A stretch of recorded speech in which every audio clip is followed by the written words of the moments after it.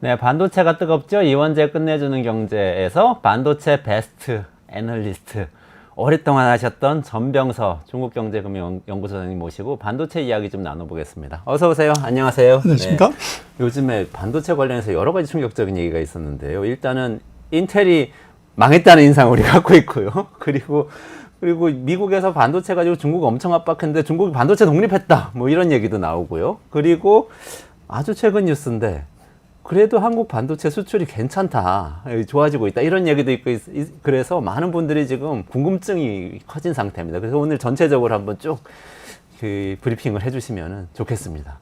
먼저 좀 수출이 좀 괜찮아졌다 이런 얘기 나오면서 반도체가 다시 부상하는 느낌인데 이 부분 좀 설명을 해주시고 다른 이슈들로 넘어가면 좋겠습니다. 뭐 그분이 오셨다. 아, 그래서 뭐 4년에 한 번씩 꼭 찾아오시는 분이 있는데요. 네. 그분이 오시는 시그널이 있는데 첫 번째는 올림픽이 열리는 해, 그 다음에 그 미국 대선이 있는 해, 그때가 항상 반도체 사이클상 그때가 가장 좋을 때입니다. 네. 그래서 이건 뭐 최근 한 40년 동안 거의 예외 없이 이제 나타나는 현상이고, 그래서 금년에 올림픽에 미국 대선이 있는 해죠. 그래서 뭐 그런 사이클상에서 이제 타이밍 온 게 하나 있고, 우리가 지금 뭐 경기 나쁘다고 그러는데 반도체 수출은 39%인데 이 D램 메모리 수출은 71%나 늘었어요. 그래서 이게 이제 무역수지 흑자 뭐 수출 호조를 이끄는데 이제 두 가지가 있는데, 하나는 이제 그 사이에 D램 산업이 과점화가 돼서 한 80년대에는 한 20몇 개 기업이 있다가 지금 달랑 3개예요. 그런데 그 중에서 2개가 우리가 거의 시장의 70% 이상을 먹고 있어요.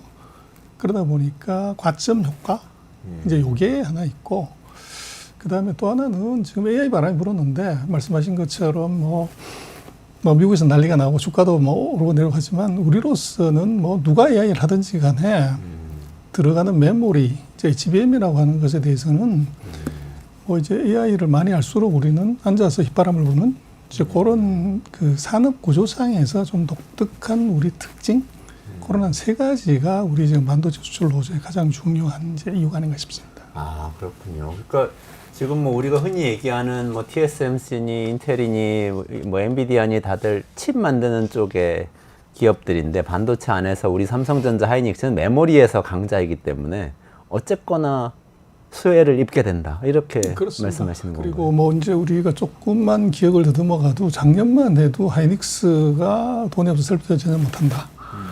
삼성전자가 적자 났다. 그래서 삼성전자가 돈이 없어서 공장 짓는데 계열사한테 돈 빌려주셨다. 이제 그런 뉴스가 있었는데 우리가 다 잊어버렸죠. 그러다 보니까 상대적인 공급 능력에 제한이 있었습니다. 그러다 보니까 이제 반도체 가격이 같이 올라가 버리는 그런 현상이 나타난 거죠.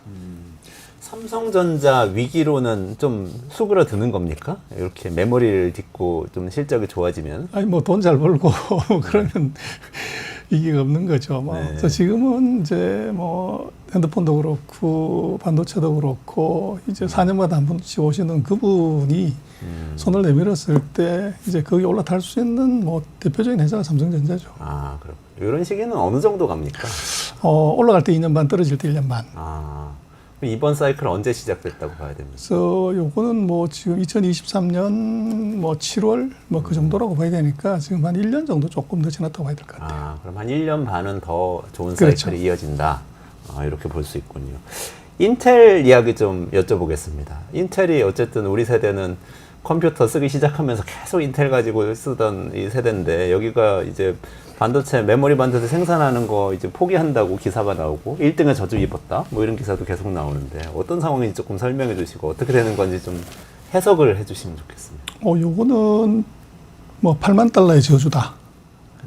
그래서 미국의 인당 소득이 8만 달러 넘어갔는데 거기서 3교대 산업이 현실적으로 되게 어려워요. 그래서 40년 전에 미국이 반도체 산업 일본으로 보냈었죠. 방금 말씀하신 메모리를 뭐 D램을 개발하고 최대 기업이었던 인텔이 1985년에 D램 사업을 완전히 포기하고 이제 CPU만 집중하겠다고 그랬는데, 이번에 이제 2024년에 그 반도체를 만드는 파운드리를 포기하겠다.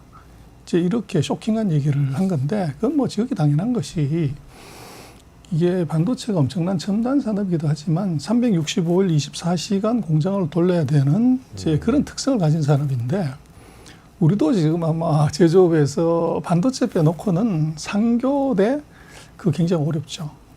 그래서 미국 같은 경우 우리 뭐 소득의 2.5배 되는 데서 그게 현실적으로 가능하냐 하는 게 하나 있고 두 번째는 뭐 그 나라가 잘 되려면 공무원이 똑똑해야 되고 회사가 잘 되려면 이제 사장이 현명해야 되는데 이 반도체는 뭐 우리 삼성전자도 그렇지만 인텔도 역대로 CEO는 기술을 잘하는 엔지니어 출신들이 대부분이었어요. 근데 미국이 이제 자본 시장이 워낙 커지다 보니까 인텔도 이게 ROE 경영을 하기 시작을 한 거죠. 그래서 2009년, 10년 이때부터 CTO 출신이 시욕을 한 게 아니라 CFO 출신이 ROE를 중시하는 재무 담당자가 이제 회장을 하면서 한 10년 동안 이제 장기 투자는 안 하고 단기적으로 이익 올리고 주가 올리는 데만 목숨 걸다가 보니까 이 기술 개발이 굉장히 떨어졌다. 그 다음에 이제 경쟁자들과의 관계에서 그러다 보니까 많이 놓친 거죠. 그래서 대표적으로 인텔의 쌍벽을 이루는 회사가 AMD였는데 뭐 정말 보잘것없는 회사였다가 거기에 이제 대만 출신의 리사수라고 하는 이 엔지니어 출신 여성 CEO가 등장하면서 이 인텔의 점유율을 다 파먹어 버린 거죠. 그러다 보니까 이 상황에 대한 판단 미스가 하나 있었고, 그 다음에 이제 기술 개발에 이게 이제 뭐 어떻게 보면은 무시했다고 하는 좀 그러지만은 가진 자의 여유 이걸 부리었고 이제 제일 나쁜 것은 뭐 그런 말 있죠. 새는 모에 목숨 걸다 죽고 사람은 공짜 돈에 목숨 걸다 죽는데 공짜 돈이요? 그렇죠. 인텔이 이제 기술력이나 생산력이 떨어지면서도 $1,000억 투자해서 이 파운드리 산업을 이제 진입하겠다. 그래서 이유는 미국 정부가 520억 불 가까운 공짜 돈을 준다고 그러니까 그걸 먹으려고 실력도 안 되는데 무리하게 이제 벳게싱어가 진입을 했던 거죠. 근데 문제는 이제 인텔 같은 경우도 파운드리가 시장이 1년에 한 1,200억 정도 겨우 되는데 그 지금 요새 첨단 반도체 공장 하나 지려면 한 210억 불에서 250억 불이 들어가요. 작년에 인텔의 파운드리 매출이 180억 조금 넘더라고요.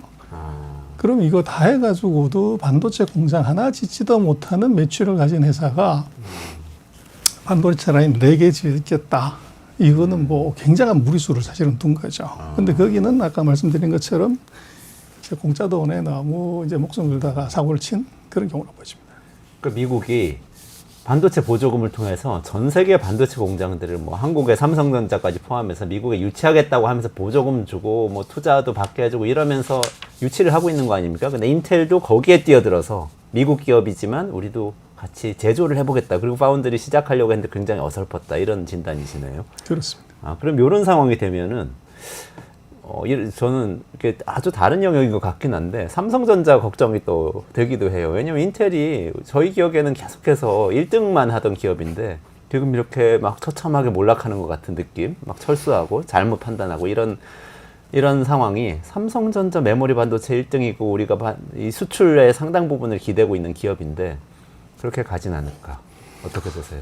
인텔이 이제 한 것하고 보면 우리 삼성의 파운드리 매출이 거의 비슷해요. 그래서 여차하면 우리가 1대를 길로 갈 수 있는 가능성이 있습니다. 파운드리 사업. 그렇죠. 산업이요. 그래서 이제 삼성 같은 경우도 보면은 뭐 가장 좋았을 때 파운드리 매출액이 한 220억 불 정도 겨우 되는데 작년 같은 경우는 그거 반토막이고 그러면 실제로 삼성 파운드리 사업에서는 반도체 라인 하나 질 매출액이 안 나오는 정도죠. 그래서 거기에 이제 투자를 한다는 것은 결국은 메모리나 다른 사업부 돈을 갖다 쓴다는 것이지 이것은 이제 인텔이 매출액이 삼성보다 좀 더 커요. 근데 이게 못 견디고 문 닫을 정도라고 하면은 삼성도 내부적으로 파운드리 자체만 놓고 보면 이건 돈 버는 사업부가 아니라는 거죠. 그래서 물론 이제 인텔보다는 뭐 조금 더 이제 수익성이 이게 낮겠지만 근본적으로 그 정도 매출액으로서는 이게 가기가 어려운데 그 삼성의 다른 사업부, 삼성의 전체 캐시플로우 속에서 이제 어떻게 보면 가는 쪽이기 때문에 굉장히 리스키하다고 사실은 볼 수가 있죠. 그래서 뭐 우리는 삼성이 1등 이렇게 얘기를 하지만 그리고 파운드리에서 세계 2등 그렇게 얘기를 하는데 파운드리에서 1등이 63%고 우리 삼성이 한 11%예요. 그래서 6분의 1밖에 안 되는 2등이고 또 삼성 같은 경우는 이제 자기 자체적인 캡티브 마켓이라고 그러죠. 그 핸드폰이나 뭐 이런 데 들어가는 것들을 자기가 생산을 하니까 그걸 빼버리면 순수히 이제 외부에서 정말 고객한테 받는 주문은 글쎄 한 7, 8% 레벨 점유율로 보면 그러면 이제 1등하는 TSMC 한 8분의 1 정도? 그래서 그 정도밖에 안 되는 2등이라는 거죠. 그래서 그 2등에 대해서 이제 너무 어떻게 보면 웨이트를 많이 주면 안 된다. 좀 냉정하게 봐야 되고 이번 인텔이 주는 사태가 뭐 삼성한테도 굉장히 이제 그 중요한 시사를 하는 것 같습니다. 삼성도 만약에 그 파운드리 사업에서 뭐 원래 목표했던 정도의 성장세가 나오지 않으면 그럼 인텔처럼 철수를 해버릴 수도 있는 건가요? 뭐 그럴 가능성은 없는데요. 그래서 이제 좋은 점은 이제 인텔이 이번에 손 들고 나가는 바람에 아이러니지만 TSMC와 삼성의 입지가 굉장히 좋아진 거죠. 그래서 지금 이제 인텔 같은 경우는 아직 7나노를 제대로 못해요. 근데 삼성과 이제 TSMC 같은 경우는 5나노에서 이제 3나노 경쟁을 하고 있는 단계이기 때문에 그 인텔은 기술력의 낙후가 있었기 때문에 그런 문제가 있는데 미국이 지금 원하는 것은 3나노짜리 이제 5나노짜리 제품이지 7나노는 아니에요. 근데 인텔은 그 기술도 없으면서 이제 약간 공갈빵을 이제 정부한테 먹인 거죠. 우리가 뭐 1나노 하겠다, 2나노 하겠다.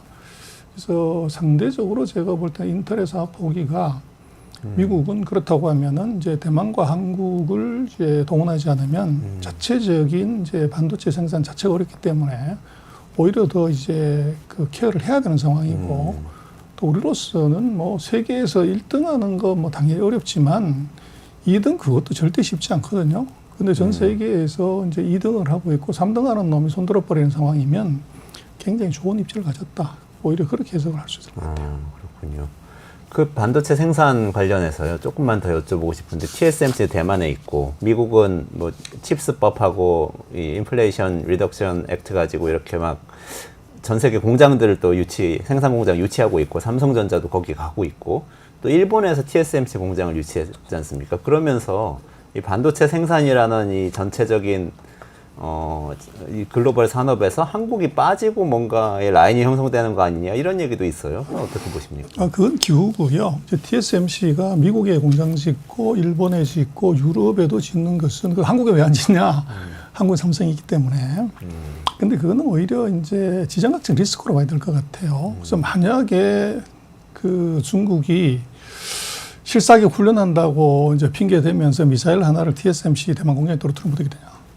그럼 바로 이제 끝나버리는 거죠. 그러다 보니까 이제 계란을 한 바구니에 담지 말라는 그런 의미에서 미국에다도 짓고 이제 유럽에다 짓는 것이 있고 일본에 짓는 것은 오히려 이제 앞으로 반도체 기술이 3나노에서 2나노, 1나노로 들어가게 되면 실리콘 자체의 이제 물성의 한계 때문에 1나노보다 분자보다 더 가는 선을 그릴 수가 없게 돼요. 그렇게 되면 이제 소재를 바꿔야 되는 거죠. 판을 갈아야 되는데 그럼 실리콘이 아닌 다른 소재가 이제 필요한데 제가 볼 때는 일본에 투자를 하는 이유는 지정학적 리스크의 해치도 있지만 일본이 소재에서 무지 강합니다. 그래서 아마 그 소재에서 협력을 염두에 두고서 거기다 공장 짓고 또 일본은 뭐 80년대 화려한 전성기에서 완전히 반도체를 말아먹었기 때문에 지금 뭐 고양이 손이라도 빌려야 되는 상황에서 대만이 투자하겠다고 그러니까 아마 투자금의 거의 40%인가 얼마를 50%인가를 정부가 돈을 보조금을 주고서 유치를 하는 그런 단계죠. 그래서 그건 약간 다르고 오히려 제가 볼 때는 지금 반도체 엣지선 라인이 아니고 데이터 센터의 엣지선 라인에서 우리가 제외되는 그런 느낌이 좀 있어요. 엣지슨 라인. 그렇죠. 그 6.25 때 그렇죠. 6.25의 원인이 됐다는 그. 그렇죠. 미국이 보호해주는 그렇죠. 라인. 네네네. 근데 이제 좀 특이한 것은 미국의 빅테크들이 이제 데이터 센터를 유럽에도 짓고 뭐 미국은 당연히 짓고 아시아에도 짓는데 아시아에서 한국만 이제 빅데이터를 처리해야 되는 데이터 센터 짓지 않아요.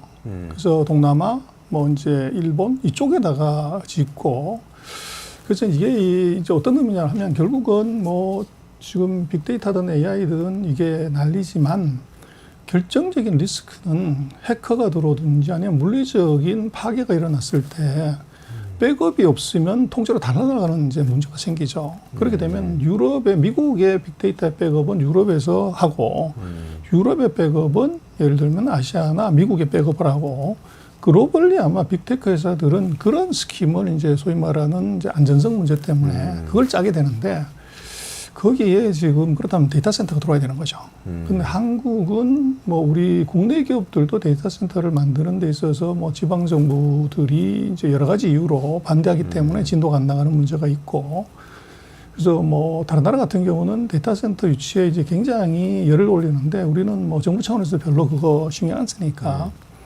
그렇게 되면은 이게 어떻게 보면 이제 글로벌한 빅데이터의 백업 시스템에서 한국이 빠져버리는 이제 그런 것이 있고 또 아마 그런 뭐 빅테크 입장에서는 북한과의 지정학적 리스크를 생각하는 거죠. 그래서 대만도 마찬가지로 아까 말씀드린 첨단 반도체를 자꾸 여러 군데 짓는 것 자체가 대만 자체 리스크가 지정학적 리스크이기 때문이고 한국 같은 경우에 이제 그런 빅데이터 데이터 센터가 들어왔을 때 만약에 이제 뭐 한반도에서 불상사가 생기면 통째로 날아가는 리스크가 더 있고 그러다 보니까 이제 여러 가지 이유 때문에 하여간 피하고 있는데 문제는 그런 이제 데이터 백업의 측면에서 보면은 이제 한국에서 터지면 어떡할래? 이제 거기에 우리는 이제 대안이 상대적으로 좀 적은 이제 그런 것이 있고 또 그게 들어온다는 것 자체가 이제 많은 기술이나 장비나 이런 것들이 들어오기 때문에 부수적인 효과도 같이 있는 거죠. 그런 부분에서 오히려 제어야 되는 것, 그걸 오히려 조금 더 주목해서 봐야 될 것 같아요. 데이터의 엣지 쓴 라인을 오히려 좀 걱정을 그렇습니다. 해야 한다. 그런 말씀이시네요. 알겠습니다. 조금 화제를 전환해 가지고요. 그 미국하고 중국 이 반도체 전쟁 와중에서 벌어진 일에 대해서 좀 여쭤보겠습니다. 지금 미국이 압박을 많이 했는데 오히려 중국은 자립성이 더 높아져서 반도체 기술이 발달하고 있다. 이런 얘기가 지금 나오고 있는데요. 소장님 어떻게 보십니까? 그래서 첫 번째 쇼킹했던 것이 지난번에 라몬드 상무장관이 북경을 방문했을 때 그 좋은 얘기 다 하고 저녁에 돌아가려고 그러는데 중국이 뒤통수를 쳤어요.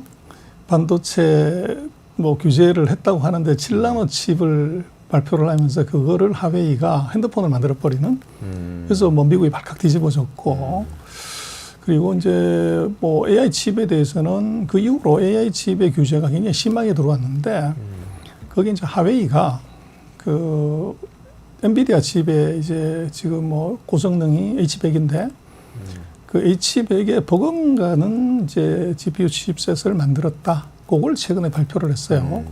그러다 보니까 이제 미국이 그 장비나 기술, 뭐 제품에 대한 브로킹을 걸었는데 어떻게 했냐는 것 때문에 굉장히 쇼킹한 게 나왔고, 그러나 이제 생각을 해봐야 되는 것은 이 설계에서 제품을 하나 만드는 것하고 그걸 양산을 걸어가지고 이제 대량 생산해서 채용하는 건 좀 다른 문제입니다.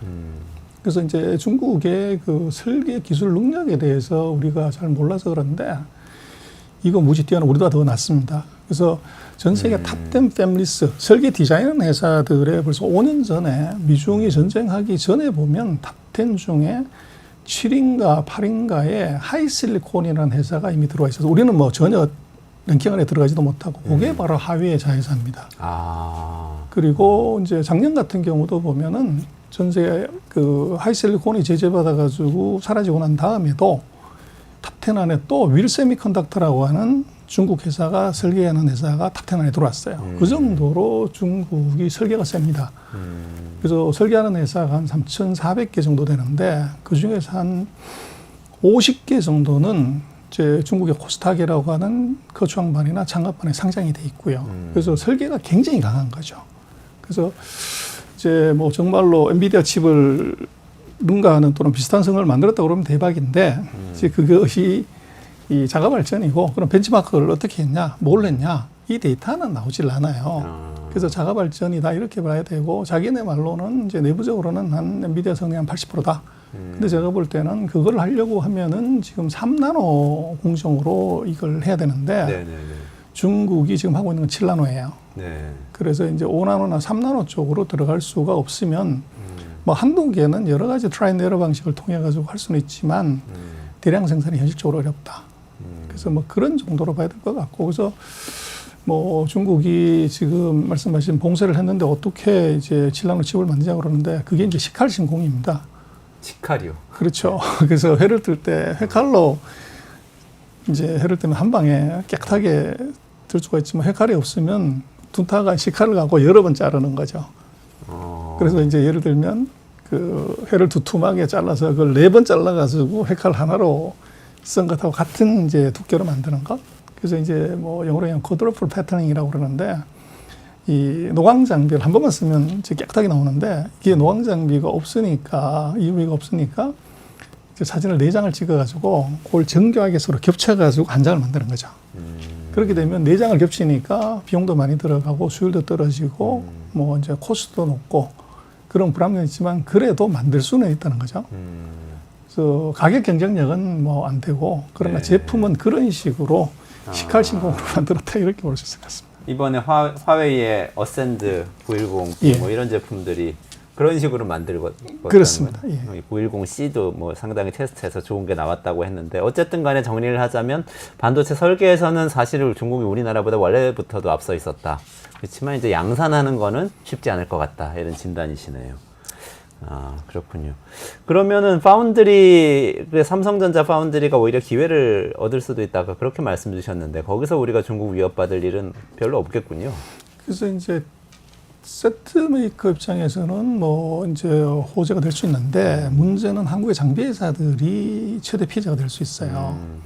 그래서 미국이 규제를 할 때 이제 기술을 먼저 규제했고 두 번째 지금 장비를 규제를 했고 그리고 서비스를 규제를 하는데 장비가 없으면 뭐 이게 식칼로 아무리 쓴다고 하더라도 회칼이 안 나오게 되면 그때는 이제 회칼을 갈아서 만드는 거죠. 네네네. 그러다 보니까 중국이 반도체 장비 국산화에 완전 올인을 해요. 아, 그래서 금년 상반기에 보면은 이제 세계적인 반도체 장비 회사 뭐 AMT라든지 텔이라든지 뭐 도쿄 일렉트론, 뭐 ASML 이런 데들은 아이러니하게도 규제를 했는데도 대중국 수출 비중이 작년보다도 뭐 기본적으로 10%에서 20% 더 높아졌어요. 아, 그래서 중국이 이제 마음이 급하니까 먼저 장비를 많이 산 거죠.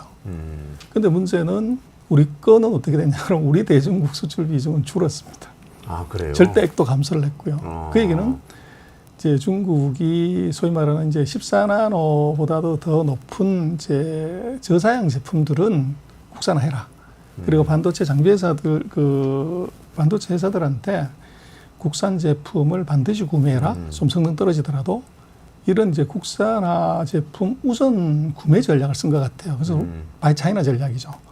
근데 거기에 이제 최첨단 제품은 미국이나 일본이나 유럽이 만드는 것은 국산을 못 하는데 그보다도 그레이드가 떨어지는 한국 제품은 빨리 국산을 할 수 있었다는 거죠. 그러다 보니까 아이러니하게도 미국의 제재가 예를 들면 이제 뭐 칩 메이커들 입장에서는 도움이 되지만 장비 회사들은 아주 치명적인 결과가 지금 오는 것 같아요. 그게 중국 같은 경우에 근데 그렇게 뭔가 장비도 국산화하고 하려면 투자를 굉장히 많이 해야 될 텐데 그리고 흔히 생각하기엔 미국은 벤처캐피탈을 통해서 굉장히 많은 투자가 되고 있고 정부도 보조금을 많이 주고 있고 이런 상황인데 지금 중국은 그런 투자가 이루어질 환경이 됩니까? 정부는 더 많이 줍니다. 중국은. 아, 그래요? 이게 문제인데. 그래서 중국의 반도체가 어떻게 잘했냐고 그러면 2014년부터 10년 동안 중국이 퍼준 돈이 정부가 퍼준 돈 64조 원 정도 됩니다. 우리 돈으로. 그리고 이번에 2024년에 또 펀드 하나를 만들어가지고 또 64조를 퍼줘요. 그러다 보니까 뭐 미국이나 유럽이 주는 것 정도 수준의 보조금을 주고 플러스해서 뭘 하냐면 예를 들어서 14나노 이하의 기술을 개발한 기업에 대해서는 10년 동안 법인세를 면제해버립니다. 그리고 은행 대출 당연히 우대금리로 주고요. 그래서 법인세 깎아주고 또 그리고 수입하는 장비에 대해서 관세 같이 깎아줍니다. 그래서 완전 풀 패키지로 이제 지원을 하니까 이거 너도 나도 반도체 장비를 하고 싶은 거죠. 그러다 보니까 이제 여럿이 경쟁하면 죽는 놈도 많이 나오지만 거기서 살아남는 놈은 이제 경쟁을 가져버리는 그런 불상사가 생기고 지금 중국의 나우라라고 하는 북방화창이라고 하는 이제 반도체 장비 회사가 있는데 뭐 혜성처럼 나타나서 지금 우리 한국 장비 업체들이 하고 있는 모든 장비를 다 합니다.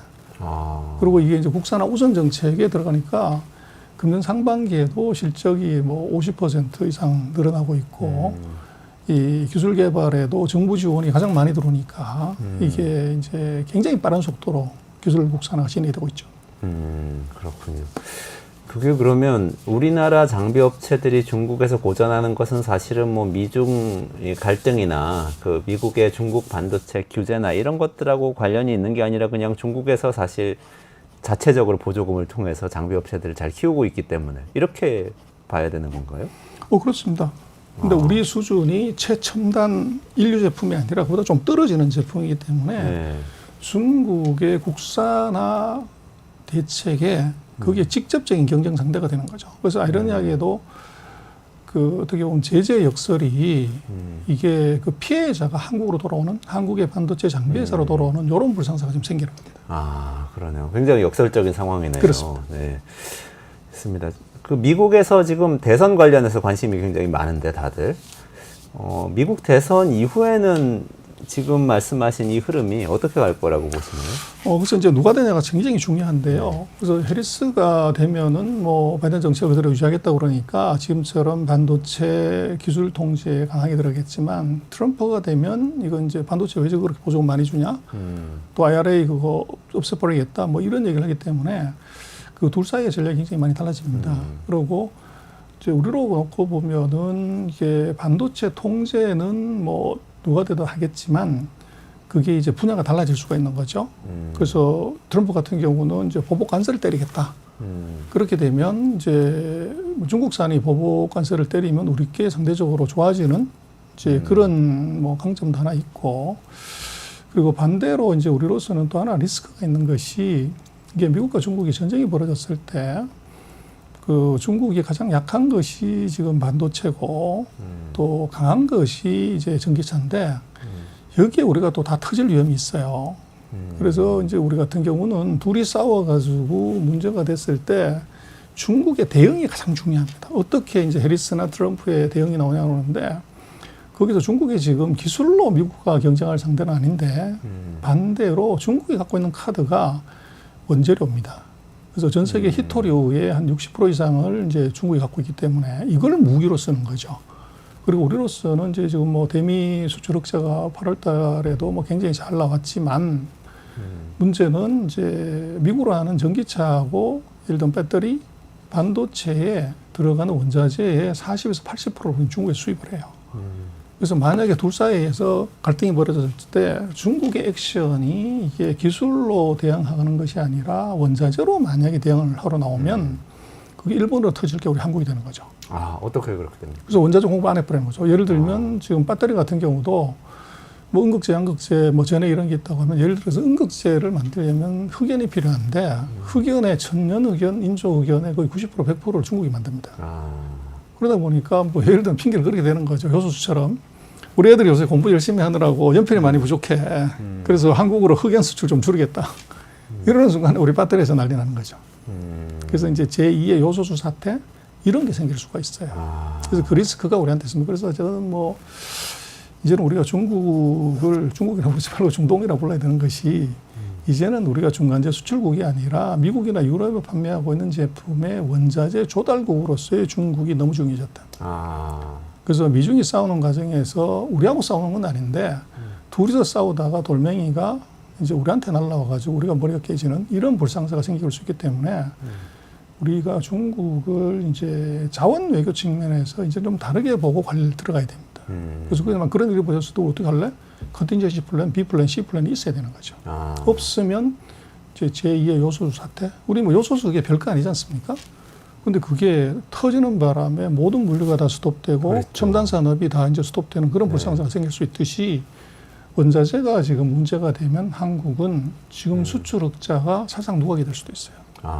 그렇군요. 오늘 또 반도체 관련해서는 삼성전자가 그 메모리 반도체 사이클을 타고 상당히 이제 뭐 2년 정도는 최소한 2년 가까이 성장세를 더 보일 수 있다. 이런 말씀도 주셨고, 그리고 그렇지만 파운드리 관련해서는 아직은 굉장히 약한데 인텔이 파운드리 사업 접으면서 조금은 기회가 생긴 것 같다. 이렇게 말씀 주셨고, 반도체 장비 같은 경우에 지금 저사양 반도체 장비 우리나라 기업들이 미중 갈등 와중에 지금 상당히 좀 어려움을 겪고 있다는 말씀을 주셨고, 이제 마지막으로 지금 말씀 주신 그렇지만 이렇게 미중 갈등 와중에 또 대선 결과 어떻게 되느냐에 따라서 자원, 그 히토류라든지 흑연 같은 것들에서 이제 공급의 차질이 생길 경우에 굉장히 우리는 정말 큰 타격을 배터리라든지 반도체에 입을 수 있겠다 이렇게 지금 말씀 주셨습니다. 마지막으로 이런 상황에서 우리 어떻게 해야 됩니까? 그리고 대책을 좀 말씀 주시고 마무리를 해야 될 첫 것 같아요. 번째는요, 지금 반도체 지원법 우리 하고 있는데 이거 찔끔찔끔 주다가 결국에는 나중에 다 주면서 타이밍 놓치면 안 된다. 그래서 이것은 뭐 철저한 타이밍의 산업이기 때문에 아까 말씀드렸지만 중국, 미국은 보조금 당연히 주고 세금 당연히 깎아주고 대출 당연히 해주고 심지어는 수입까지도 이제 우대를 주는데 우리는 뭐 보조금 빼고 세율 정도만 조정하겠다. 그래서 우리가 패키지 굉장히 약한 거죠. 그래서 우리가 1등하면 좋은데 2등하는 상황에서 그렇게 머뭇거리다가 보면은 이제 인텔의 길로 갈 수가 있다는 거죠. 그래서 빨리 서둘러야 된다. 그 다음에 지금 우리로서는 결국은 그런 거죠. 미국이 지금 하는 것은 뒤에 오는 놈 발 걸어가지고 넘어뜨려가지고 못 오게 하는 건데 그건 답이 아닙니다. 그래서 한 발 앞서가는 게 이제 답이고 우리로서는 결국은 이제 5나노가 아니고 3나노, 3나노가 아니라 이제 2나노 이렇게 빨리 나가는 데다가 이제 돈 쓰고 또 자원 넣어야 되고 사람 투입을 해야 되는데 거기에 우리가 조금 약한 것 같아요. 그래서 지금 제일 심각한 문제는 제가 볼 때는 인력이에요. 그래서 지금 뭐 의대 문제 때문에 난리가 났지만 결국은 이제 반도체 엔지니어로 가야 될 사람들이 이제 의대 쪽으로 많이 가게 되면 이것은 반도체 이제 의대 같은 경우는 뭐 10년 뒤에 15년 뒤에 이제 의사가 제대로 된 의사가 나온다고 하지만 반도체는 4년 뒤면 대학을 졸업하는 엔지니어가 나와야 돼요. 근데 거기에 이제 상대적으로 자질이 떨어진다고 하면 지금 미국, 일본, 뭐 유럽, 중국이 다 목숨 걸고 이제 경쟁하는 그 시장에서 우리가 인재 공급을 못 해가지고 이걸 못 하게 되는 문제가 4년 뒤면 바로 영향을 미칠 수가 있어요. 그래서 우리로서는 기업들은 이제 R&D를 지금보다도 더 가열차게 해서 이 뒤에 오는 놈을 뜨리라 생각하지 말고 이 뒤에 오는 놈보다 한 걸음 항상 앞서가는 거 지금은 비슷비슷하지만 그걸 해야 되고 정부 입장에서는 제가 볼 때는 세금 문제 물론 당연히 해야 되지만 그것보다는 인력 공급의 문제에 대해서 심각하게 생각하지 않으면 공장 다 지어놓고 나서 일할 사람이 없고 이게 R&D 능력이 안 돼가지고 공장에 양산을 못 들어가는 그런 불상사가 4년 뒤에 이제 8년 뒤에 나올 수 있다는 거죠. 알겠습니다. 오늘 반도체, 우리나라 반도체 특히 삼성전자 중심으로 해서 현황부터 시작해서 닥쳐올 위기 그리고 마지막에 정부와 기업이 해야 될 대안까지 말씀 주셨습니다. 오늘은 전병서 소장님하고 같이 여기서 인사드리고 물러가도록 하겠습니다. 고맙습니다.